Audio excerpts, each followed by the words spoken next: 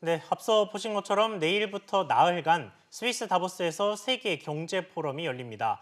이번 회의의 주제, 화합과 지속 가능한 세계를 위한 이해 관계자들입니다. 50주년 다보스 포럼에 어떤 쟁점이 오갈지 관심이 몰리고 있습니다. 자세한 내용 김세환 이화여대 경제학과 교수님과 전망해 보겠습니다. 교수님 안녕하세요. 안녕하십니까? 네, 먼저 다보스 포럼에 대한 소개부터 좀 간략하게 부탁드리겠습니다. 올해가 50주년이라고 하던데요. 네, 그렇습니다. 다보스 포럼이 원래 50년 전에는 상당히 소박하게 시작을 했습니다. 네. 그 전 세계적인 사회 경제적인 문제들을 이 관광 소도시인 다보스에서 모여서 머리를 식히면서 건전하게 논의를 해보자 이렇게 시작을 했지만 지금 50년이 지나서 전 세계 지도자들과 기업 경영인들이 모여서 자신의 솔직한 의견을 발표하는 중요한 장이 돼버렸습니다. 그러면 다보스가 장소였던 게 원래는 좀 쉬어보자 뭐 이런 맞습니다. 의미였던 건가요? 그래서 이제 원래 다보스를 피해서 다른 장소에서 너무나 사람이 많이 모이니까 모이자는 의견도 있지만 이 다보스라는 도시가 가진 휴양적인 의미와 머리를 식히면서 건전한 토의가 가능한 장소가 다보스이기 때문에 이 장소를 계속 고집하고 있는 상황입니다. 예. 올해 특히 앞에 보도에서도 봤지만 화합과 지속 가능한 세계를 위한 이해관계자라는 주제로 논의가 계속되는데 지금 전 세계를 휩쓸고 있는 여러 전쟁이나 빈곤 그리고 환경 문제 등 이런 다양한 주제에 대해서 솔직한 지도자들의 자기 개인 의견과 자기 기관의 의견을 발표할 것으로 보입니다. 네, 또 구체적으로 방금 말씀해 주셨던 이번 주제가 어떤 배경에서 나왔다고 좀 알 수 있을까요? 지금 전 세계를 뒤흔들고 있는 여러 가지 환경, 사회, 경제 문제가 그 당사자들의 양보와 타협이 없으면은 절대 해결될 수가 없다는 그런 긴박함이 포함되는 그런 주제라고 보여집니다. 예. 특히 서구 사회를 지배했던 이 자본주의라는 경제 사회 제도가 앞으로 지속될 그런 경제 성장과 환경 문제와 사회 문제 그리고 4차 산업 문제를 지탱해 줄 수 있는가라는 문제에 대해서 의심이 상당히 큽니다. 따라서 이런 지도자들이 수정 자본주의를 들고 나와서 앞으로 어떻게 자본주의를 변화시켜서 우리가 더 조화롭게 살 수 있는지에 대한 다양한 의견이 개진될 것으로 보입니다. 네, 그 말씀하신 수정 자본주의 부분과 관련해서요. 이번 포럼의 키워드를 보니까 이해관계자 자본주의라는 말이 있더라고요. 이 이해관계자 자본주의라는 게 뭐고 또 왜 중요한지 설명 좀 부탁드립니다. 네, 말씀하신 그 이해 관계자라는 게 영어로는 스테이크 홀더라고 하는데 예. 쉽게 말씀드려서 돈이 관련된 사람이라고 보여집니다. 전통적인 의미에서 돈이 관련된 사람이라는 의미는 기업으로 치면은 주주라고 볼 수가 있는데요. 네. 현대 특히 대기업을 중심으로 영위하는 다양한 영업 행위가 이 주주만의 이익을 반영하고 고려해서는 영업 활동이 불가능한 것으로 점점 진화가 되고 있습니다. 특히 이 그 스테이크홀더 즉 이해관계자라는 개념을 확대 해석해서 기업과 주주를 넘어서서 노동자나 환경단체나 정부와의 다양한 이해관계를 고려하지 않으면은 그런 영업 활동이 불가능하다는 인식이 강조가 되는 회의라고 볼 수 있고 예를 들어서 구글을 보면은 구글이 은행, 뭐 방송, 호텔 모든 산업을 망라하고 있지 않습니까? 예. 앞으로 구글이 점점 더 영업 활동을 넓혀가게 된다면 구글에 일하는 사람만 스테이크홀더가 되고 이해관계자가 되고 나머지는 그렇게 되지 않는 극단적인 상황에서 이런 모든 사람을 아우르는 이해관계를 아우르는 그런 수정 자본주의가 고려가 된다는 그런 뜻이 되겠습니다. 네, 이번 포럼 참석자 중에 가장 주목을 받는 인물이 바로 미국 트럼프 대통령인데요.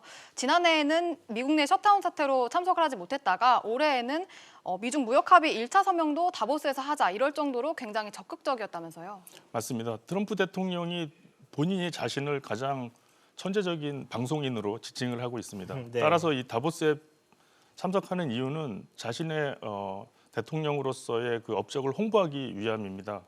특히 이번에 그 중국과 1차 그 무역 협상을 마무리하면서 그 협상 과정과 그 결과에 대해서 그 홍보를 하여서 11월에 있을 미국 대선에 중요한 소재로 삼고자 할 걸로 보고 있습니다.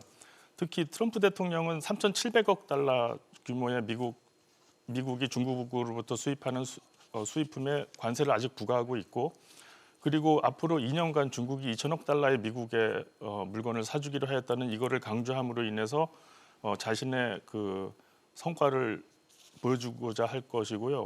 우리 입장에서 중요한 것은 자신이 아마도 11월에 재선되면은 네. 2차 무역 협상을 어떻게 끌고 갈지를 그 내용을 발표할 가능성이 있습니다. 따라서 트럼프 대통령의 이런 무역 관련 발언이 상당히 주시해야 된다고 보여집니다.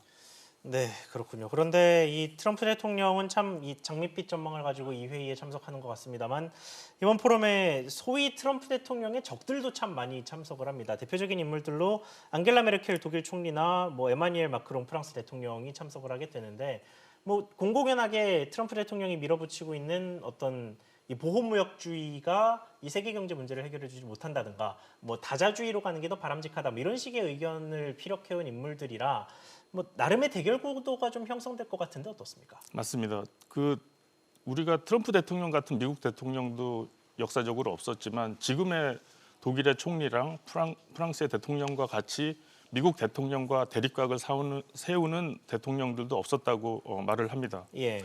특히 메르켈 총리가 이끄는 독일은 친환경적 정책과 재생에너지 생산에 있어서 상당히 적극적이고 리더라고 할 수가 있는데요.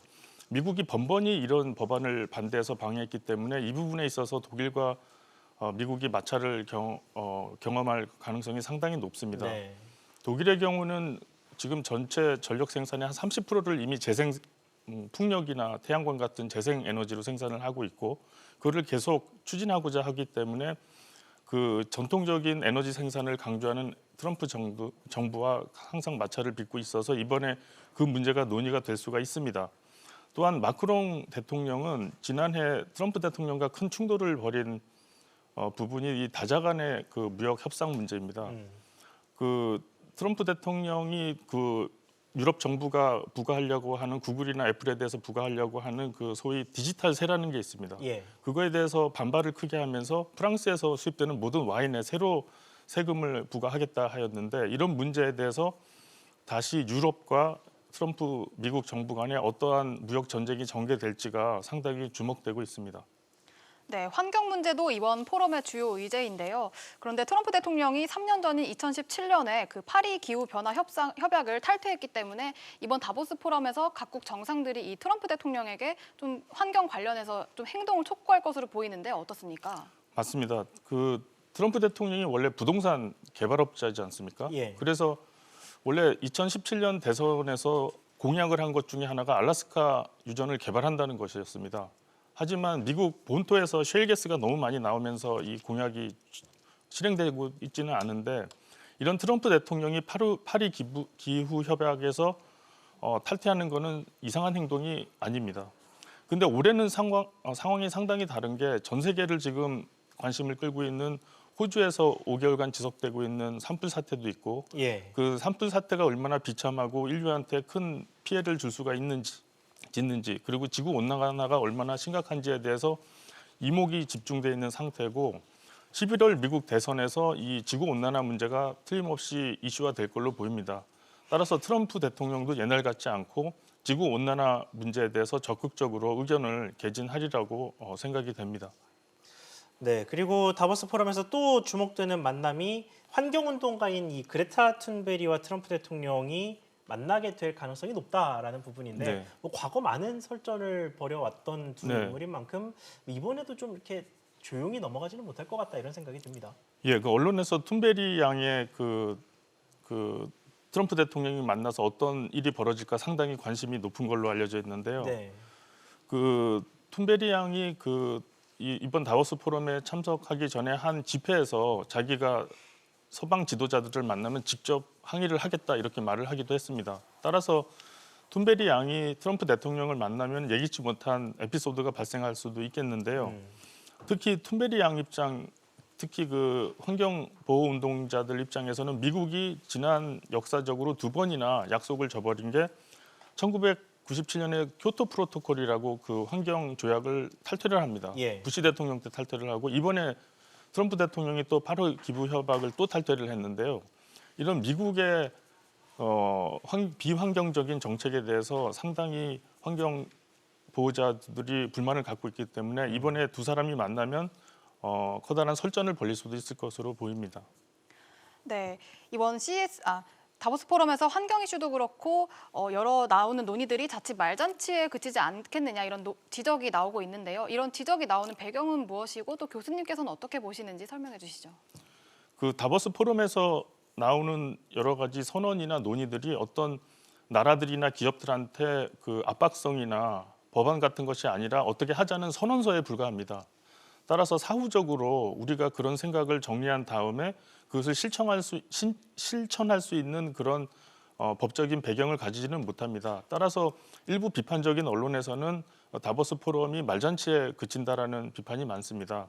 반면에 최근 다보스 포럼과 같은 전 세계적인 이벤트로 빠르게 성장하고 있는 게 미국의 CES라는 행사인데요. 네, 바로 앞에 열리죠. 맞습니다. 그 미국의 원래 소비자 가전 쇼라고 할 수가 있는데 거기서 환경 관련 여러 가지 다양한 기술이 많이 전시가 됩니다. 뭐 자동차라든지 수소 에너지라든지 따라서 오히려 전 세계 그 주목이 CES 포럼으로 더 관심이 가고 있고 이번에 그 이방카 트럼프도 여기서 발표를 하기를 원했고 그렇죠. 그렇기 때문에 앞으로 그 다보스 포럼과 CES 간의 경쟁 관계가 심화가 되면서 아마도 CES로 더 관심이 집중되지 않을까 하는 전망을 해봅니다.